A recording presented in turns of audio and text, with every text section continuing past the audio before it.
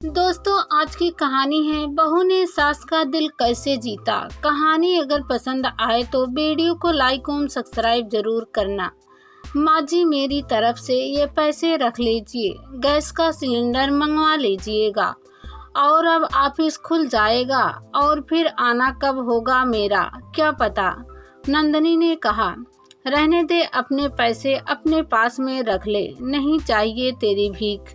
नंदनी की सास ने कहा, अगर आज शैलेश जिंदा होते तो वे भी यही करते ना। आप कब मानेंगी कि मैं आपकी बहू नहीं बेटा हूँ। इतना कहकर नंदनी पैसे रखकर वहाँ से चली गई। बड़ी आई अपनी नौकरी की धौंस दिखाती है, सास ने नाक भाव सिकोड़ते हुए कहा और पैसे रख लिए। नंदनी दूसरे शहर में जॉब करती थी। शैलेश का एक कार एक्सीडेंट में मृत्यु हुए 2 साल हो चुके थे और नंदनी अपनी सासू माँ को सब कुछ मानती थी। वही उसकी माता और पिता थे। वो अपनी सासू माँ को अपने साथ रखना चाहती थी, पर सास अपना घर छोड़कर नहीं जाना चाहती थी। नंदनी हर हफ्ते 2 बार मिलने आती थी और उनको घर खर्च के पैसे देकर उनके साथ समय बिताकर चली जाती थी। कोशिश करती थी माँ से जल्दी जल्दी मिलने की।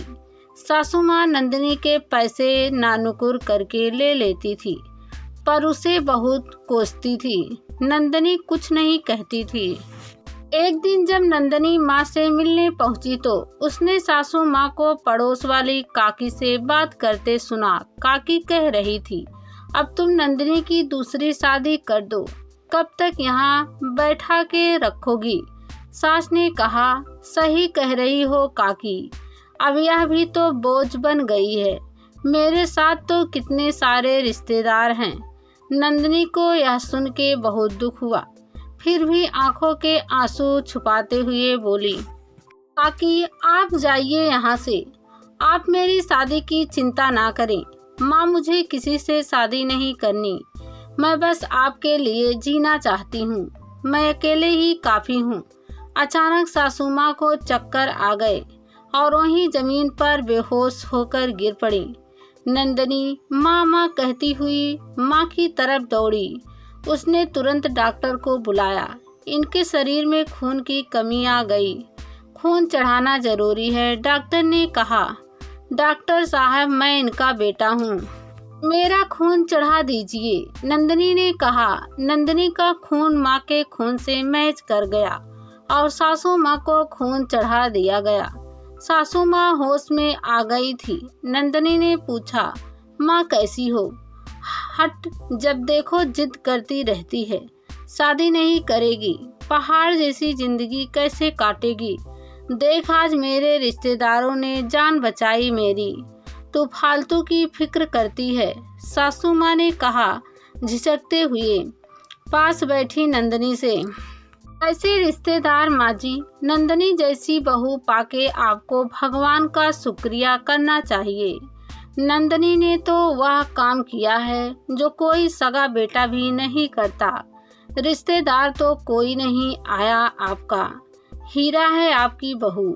यह ना होती तो आपका बच पाना मुश्किल ही नहीं, नामुमकिन था। इसने ही अपना खून देकर आपको बचाया है। नियति का खेल भी देखो, आपका खून केवल इससे ही मैच हुआ।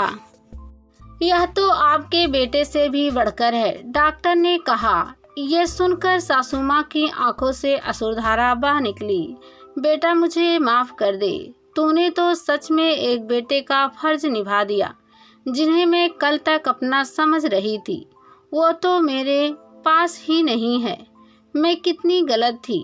आज से मैं अपने बेटे के साथ ही रहूंगी। नहीं माँ, बेटे से माफ़ी मांगकर बेटे को शर्मिंदा ना करें।